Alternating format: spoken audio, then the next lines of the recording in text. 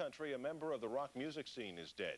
Police in Seattle say that Kurt Cobain, the lead singer of the group Nirvana, has taken his own life. NBC's Brian Williams has our report. Kurt Cobain's body was found inside a garage apartment adjacent to his Seattle home. Dead of an apparently self-inflicted shotgun wound, police say a suicide note was nearby. He was among the most powerful voices of his generation, an originator of a music style and fashion called grunge, as lead singer for the hugely successful rock group Nirvana, which has sold 15 million albums worldwide. Kurt Cobain's tenure as a living rock and roll icon was brief and troubled. Just last month, a combination of alcohol and drugs left him in a coma from which he fully recovered. Cobain and his wife, singer Courtney Love, appeared ready to resume life at home with their 2-year-old daughter. I think to his generation, he's the closest they probably had to a John Lennon. Arrested on drug charges the day before Cobain was found dead in Seattle, a suicide victim. Love was busted in Los Angeles after being rushed to a hospital for a possible drug overdose. Love was staying at this posh Beverly Hills hotel when a 911 call went out. She was taken to a nearby hospital. She came in stable condition, and she was discharged from the emergency room in stable condition. Sources at the hospital told a local television station that Love mixed heroin, tap water, and a drug prescribed for anxiety. After being treated, she was arrested by Beverly Hills police and booked on suspicion of possession of a controlled substance, possession of drug paraphernalia and a hypodermic needle, and receiving stolen property.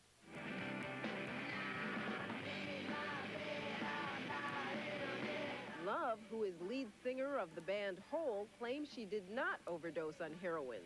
The arrest came as Love prepared for this week's release of Hole's major label debut album. The singer has admitted to drug problems in the past. In fact, after a 1992 Vanity Fair interview in which Love implied that she had used heroin while pregnant, child welfare authorities threatened to take custody of her and Cobain's 20-month-old daughter.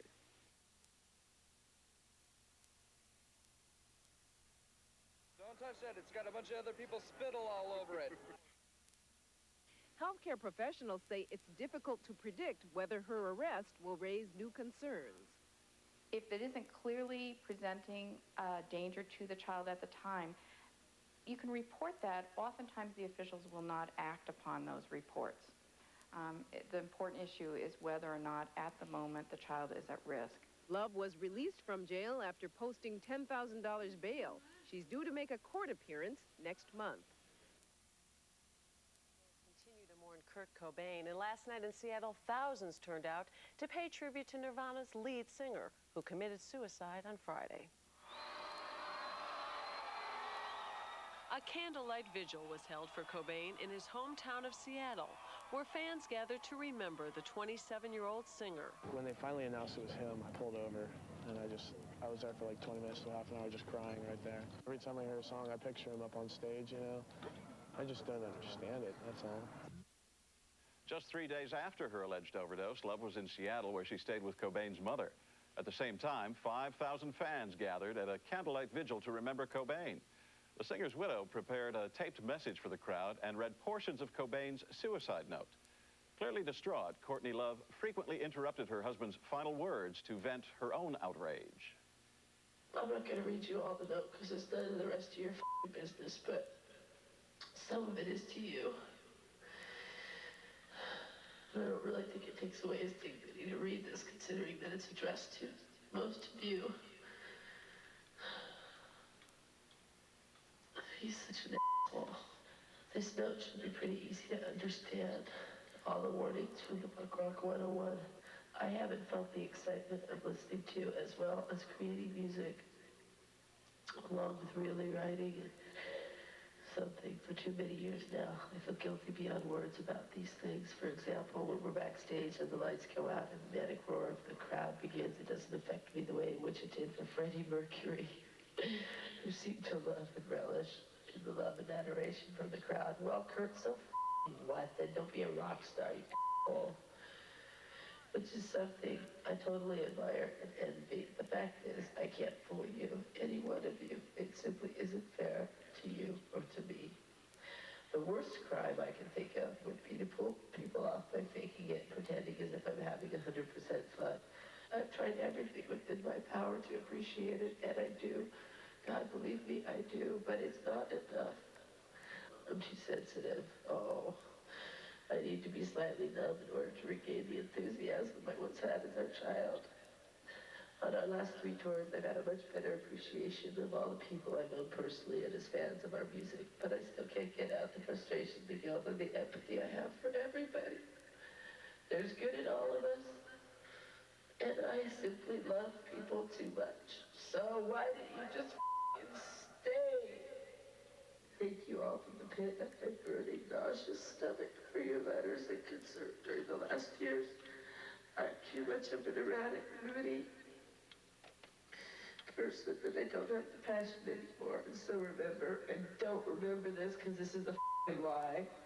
It's better to burn out than to fade away. And I'm laying in our bed. And I'm really sorry. And I feel the same way you do.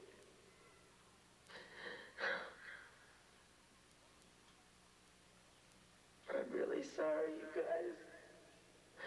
I don't know what I could have done. I have to go now. Just tell him he's a okay? And that you love him. 2 suicides may be related to Cobain's death. Police say 28-year-old Daniel Kaspar of Kent, Washington, near Seattle, also killed himself with a shotgun. His roommate told police Kaspar had been despondent over Cobain's death.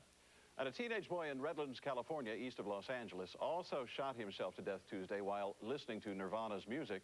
The coroner is treating it as a suicide and is conducting post-mortem drug tests. This struggling logging town has a bad rap. This is a town where people are fighters and survivors. Every block has a red light and there's a cop on every other street. You don't understand how boring this town is. I hate it here. Nirvana put Aberdeen on the map. It would be nice to say Kurt Cobain had a love-hate relationship with his hometown. But as we spoke with those who knew him, the picture that formed was one of an outcast, a loner who couldn't wait to get out.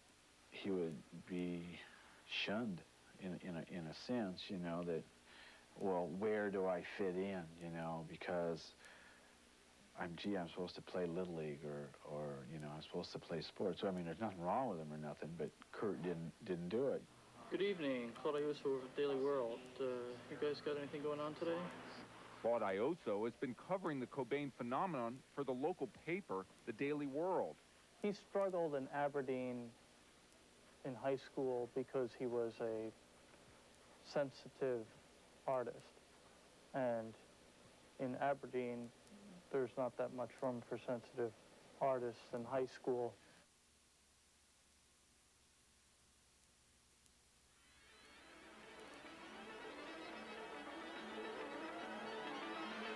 Of the Daily World in Aberdeen, Washington. Claude, I'm sure you follow the story of Kurt Cobain. Can you tell us a little bit about Kurt and how well you knew him? Well, I didn't ever talk to him personally. I've spoken to his mom several times and known him, I guess, through all that I've read about him and speaking to some of his friends out here. As far as Kurt Cobain is concerned, how far is he out of Seattle? Is he near Aberdeen? I'm not sure I understand. Well, as far as where is his residence? Okay, his latest residence was in Seattle. He lived right in Seattle. And where did he grow up? He grew up in Aberdeen and in Montesano, which is a town about 15 minutes east of here. When his parents divorced, he got kind of shuttled back and forth. How old was he when his parents got divorced? 8 years old? A little bit about his upbringing. Coming from a split home, was this a dysfunctional family, or was it something that it didn't affect him growing up? It affected him pretty intensely, I think, more so than even many other kids of broken homes. It seemed to, from all that his relatives and his friends say, it never seemed to leave him.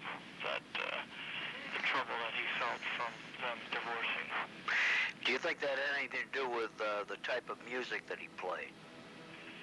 Yes, I do. His mother, Wendy O'Connor, thought so also when she talked about the kind of angst that he wrote about and sang about. She felt that a lot of it came from his feelings of unhappiness over their split up.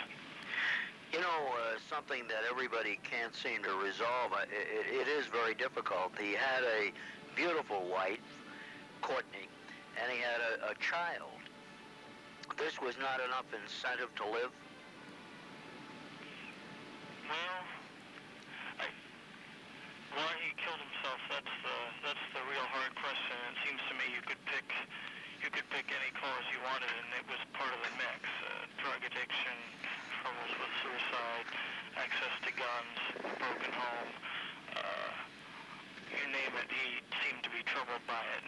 And I think my read on it is he was just incredibly sensitive, and that's what made his music good, but it also made it hard for him to accept things that other people might be able to get past. And his suicide note even touches on all kinds of fears he had about how legitimate his performances were, which doesn't seem like it should be that significant, but it was incredibly significant to him, I guess. Could you embellish a little bit on that suicide note? Evidently, you've had an opportunity to see it, or you know the contents of it. Yes, Courtney read it at the vigil in Seattle the Sunday after his death, and he talks about not feeling the rush that Freddie Mercury felt when he'd go out on stage, and he felt like the worst thing would be to continue performing when he didn't feel that rush. And so it seemed like it seems unusual that would be enough to make somebody so unhappy, but as I say, it seemed like everything could bother Kurt Cobain profoundly. Do you think he was asking for help when he went through that episode in Rome that almost killed him prior to the suicide? Well, I guess some of the news reports I've read indicate that was a suicide attempt there. And I don't know whether he was crying out for help. Some psychologists, I guess, know about what suicide really means, but it seemed like he really wanted to do it that time, and it was actually Courtney forced him to go into treatment after that. So, I don't know. They have a lot of. It seems like there's a lot of evidence now that he really wanted to go ahead and do it. He didn't care whether people were going to say, "Hey, don't do that." He wanted to kill himself. This, of course, is hindsight, but was Courtney good for him? Bad for him? Did she have an influence on him? Were they compatible? Was this a happy relationship? Well, I never knew Courtney, and I don't know much about her background, so I'm probably not all that qualified to answer that question. But I guess from what I've read and what his mother has said, it seems she was compatible for him. And that means she's mercuric, which was like him. I don't think maybe if he found somebody who was more motherly and nice, maybe that might have been better for him in some ways, but I don't think he would have liked such a person. Growing up, was this his sole interest, music? Was he athletically inclined? Did he like another form of entertainment, the arts, or was it strictly music? He was a very gifted artist from the time he was even 2 years old. I guess people noticed. Teachers have said that he was a really fine artist, and that's what they remember about him even as a kid in kindergarten, that he could draw very well. And his art teacher in high school said he would have been an excellent graphic artist had he chosen to pursue that. Portraits or otherwise? Otherwise, he wasn't too prone to discipline even in something that he enjoyed that much. So his teacher in high school said he would do excellent work if he felt that he was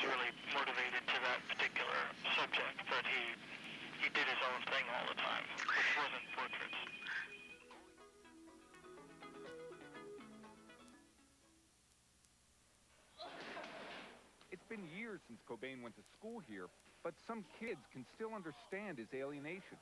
Our town is very cliquey, you know what I mean? If you're not somebody, then you're not. I mean, people will give you a hard time here. Cobain's teenage years were troubled, to say the least. In fact, after being kicked out of high school and skipping from home to home, a 17-year-old Cobain spent some time living in a homemade fort underneath this Aberdeen bridge. It was during this time Cobain found a way out: music. The phone's been ringing off the hook, and, it's been Nirvana headquarters here since yesterday. Both Chris and Kurt took their first guitar lessons right upstairs around the corner here. There's a lot of musicians around here. I mean, it goes back to, in the 60s, late 60s, early 70s, Patrick Simmons graduated, from the Doobie Brothers, graduated from Aberdeen High School. It seemed like there's always been something musically going on. It rains so much around here and there's nothing else to do, so you start playing guitar, Brian Coakley used to work at Rose Beers, the only place in town for aspiring musicians. But Cobain's music wasn't what the locals were used to. Neither were his offbeat pranks. I heard weird stuff about him. He'd show up to a gig with his neck painted red one time.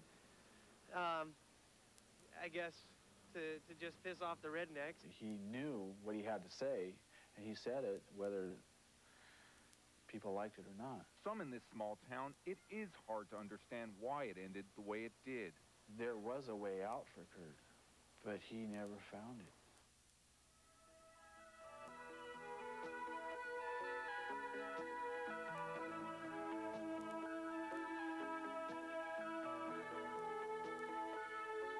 Our guest is Warren Mason, who had the privilege and I'm sure the honor of being the guitar teacher, the first and only guitar teacher of Kurt Cobain. And Warren, a little bit about Kurt and how this all started, how it came about that you instructed him on playing the guitar. Well, it started back in, I think it's about 1980, 1981. And I was playing in a little three-piece band I had, and my drummer's name was Chuck Friedenberg, and he was Kurt Cobain's uncle. He was his mother's brother, and he was the drummer, and he was bringing Kurt over to band practice to get him interested in playing the drums, to give him something constructive to do because of the breakup between the mom and the dad, and Kurt was depressed and all that, I guess. How old was he at this time? He was small for his age. I thought he was about 11, but you know how looking at people is deceptive. So I think he was. We were figuring it out through a few interviews that I've done that he was probably around 13 or 14 at that time. Did you see the super talent that he ended up being at that time? No, I didn't. I didn't get a chance to see it. What did you think his future entailed? Well, I can tell you what happened. Please. During band practice, he didn't really pay much attention to the drums. He was kind of sparkling over at the guitar. And after about three weeks of practice, and him coming over and watching and doing that, his uncle brought him over to take guitar lessons from me. And so he had this real piece of junk guitar, and I got him. I got a hold of a friend of mine down in San Francisco, which was where I had moved up from back in '79. I moved from San Francisco up to Aberdeen. I was just like an old ex-Haight-Ashbury person, and I got him this guitar. He was left-handed, so I had to restring it backwards and redo the nut and the bridge and that. And it was an old Flying V copy, just an old cheapo thing, but it was way better than what he had. And he was, I always asked my students what their main goal was, what style they wanted to play like, and a short-term goal they could set, as a song they would like to learn or something. Did he? For him, it was Stairway to Heaven. Did he try to emulate any guitar player in particular, or emulate you, for example, where you were teaching him? There's one thing I noticed that he did remember that I told him was I would tell people, my students, the ones who had any comprehension of understanding anything. I mean, some of the students I had were just, all they wanted to do is like bang out screaming Metallica stuff, and you couldn't really talk to them because that's all they had on their mind. Or else they had the little kids who were drug in by their mothers to take lessons. But then you had other receptive people like Kurt, and he would listen. You know, he was a real good listener. And I explained to him what music is tension and release. You know, as the opposite of, say, Metallica and the screaming heavy metal. And that's one thing I really noticed in their band, in their songs, his songs, was they had breathing space. You know, and I think that was one of their big selling points, was because everybody's being raged, you know, by Megadeth and all these bands that just da-da-da-da-da-da, you know, over and over. And then Nirvana came out and they had that breathing space, and they had a little bit of the punk raw energy and the old Beatles raw energy and a little bit of the Beatles mixed in that I could see. And did you think he was a troubled teenager at that time? I mean, was he pretty much in control of himself? I mean, did you ever foresee that someday down the road that he would commit suicide? Oh, no. No, he was just beaming when he was at his guitar lessons. You know, he was really happy. What I kind of figured out talking to a few other interviewers was that was maybe the happiest part of his life, was taking guitar lessons and doing something he wanted to do. I didn't know that he was depressed at home and that, you know, because Chuck never really talked about that. He just told him he was going to give him guitar lessons and he'd pay for it and give him something constructive to do, you know, and I didn't really even think about, you know, if things were that bad for him or that he was that depressed, you know. When did he form the band? How far down the road after you started him on the road to success did he put a band together? I don't know. I lost contact with him. I didn't really see him. His uncle moved away. Chuck, the drummer, he had to quit. He was with the Army Corps of Engineers, and he had to quit because of his work was sending him over to Hawaii. And, Kurt lasted about 3 months in lessons, and then his mom made him stop because his school grades were falling so bad. I guess all he was doing was playing his guitar and not doing his homework, so they took him out of guitar lessons. What band or bands do you think had the biggest influence and impact on his particular style?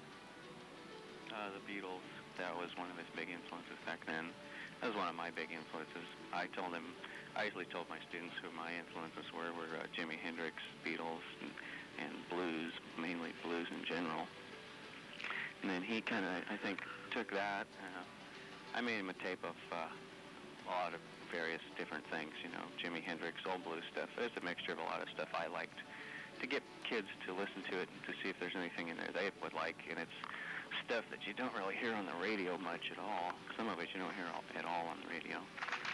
And then he took that in, and then he got into the punk thing. The Melvins, I know, were a big influence on him. And I'm not sure what other bands beside that. Warren, I want to thank you very much. I know it must be very difficult for you having trained him, and he became so successful and have it end the way it did. I'm sure that... That was a shock. The way I found out was I got a call from a Seattle newspaper and started talking, and I thought it was a guy going to hit me up for a subscription. I was getting ready to, you know, figure out how I was going to politely say no and cut the thing off, and then he starts mentioning Kurt, and I said, well, you know, I've already done an interview for Kurt. You know, after he made it big, I was getting calls, and and the guy who wrote the book, Come As You Are, had called me a couple times in Rolling Stone magazine, and I said, well, I already, you know, I've done these interviews about Kurt and that, and he says, oh, you haven't heard, huh? And I said, no. And he told me, and so I just kind of silent there for a minute.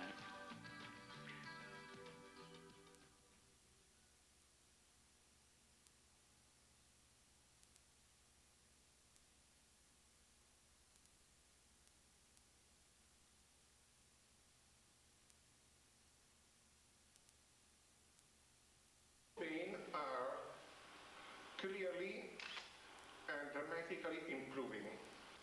Yesterday has been hospitalized at the Rome Medical Hospital in a state of deep coma and respiratory failure. Today he is recovering from the pharmacological coma due not to narcotics but the combined effect of alcohol and tranquilizer that had been regularly prescribed by a doctor.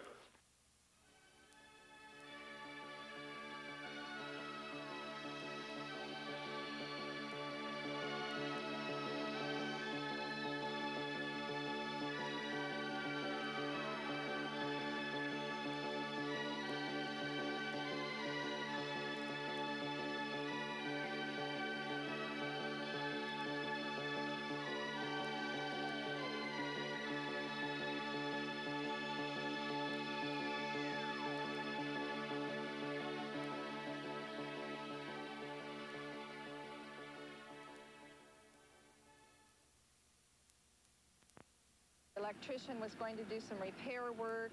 He went up to above the garage where there's a small cottage above the garage, and when he looked inside he saw a man lying on the floor. It was obvious this man is dead from a shotgun wound to the head. Now there was a suicide note left inside the house. There was a note, there was a planter that had been dumped upside down in the dirt at Ritball and was laying there on the counter with a full-size sheet of paper, the pin stuck through it that was a suicide note, apparently, from what the officer said. Did you get a chance to read it? I only read the bottom lines on it. Bottom two lines said, I love you to someone. It's really, what is really interesting is that a lot of the younger kids that are calling, I don't think have ever experienced anything, and they're young. I mean, we're talking 12, 11, 12, 13. Have never experienced anything like this before, even though there's violence and death in the papers every day. Somebody like Kurt Cobain going, it doesn't compute.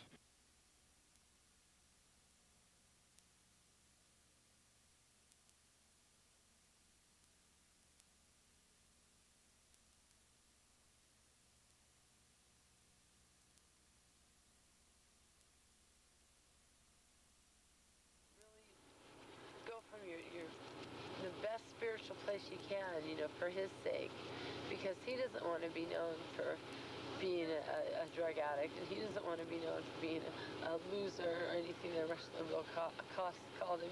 We all know what he gave to us, and those baby boomers are not supposed to understand, That's what people like Rush Limbaugh and Andy Rooney exist for, Kurt, to irritate them. He touched all of our lives, and that's people over 32. They're not meant to understand what Kurt was, like I said, he was put here to irritate them. These people grew up in the 60s with the generation gap, and now they're really pissed that there's another one because they refuse to grow old, And something good can come out of Kurt's death. I don't know what it is yet, but something good can. Something good can. I mean, Kurt changed the music industry completely. He turned it on its ass. He changed the way, if it had happened to me, Kurt would be sitting out here in this park with you too. He never made himself inaccessible to people. He never, ever did any rock star bullshit. If you stopped him on the street, even if you looked like you just stepped off an airplane, you're a stewardess, he'd still talk to you for 10 minutes.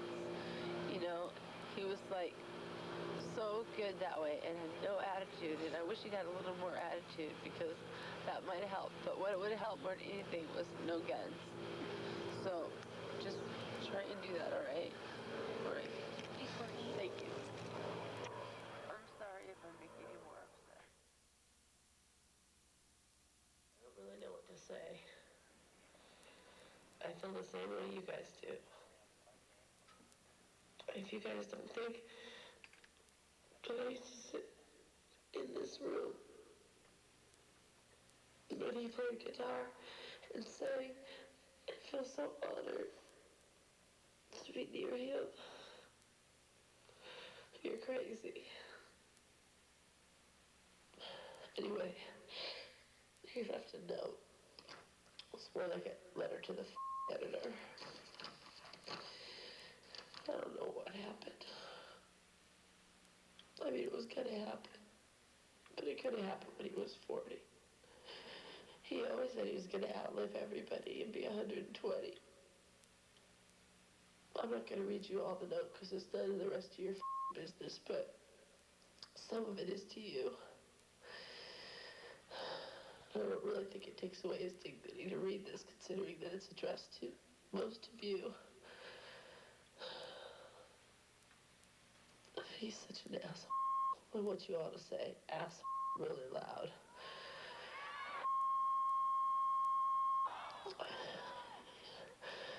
This note should be pretty easy to understand. All the warnings from the Punk Rock 101. Curses over the years since my first introduction to the, shall we say, ethics involved with independence and the embracement of your community has proven to be very true.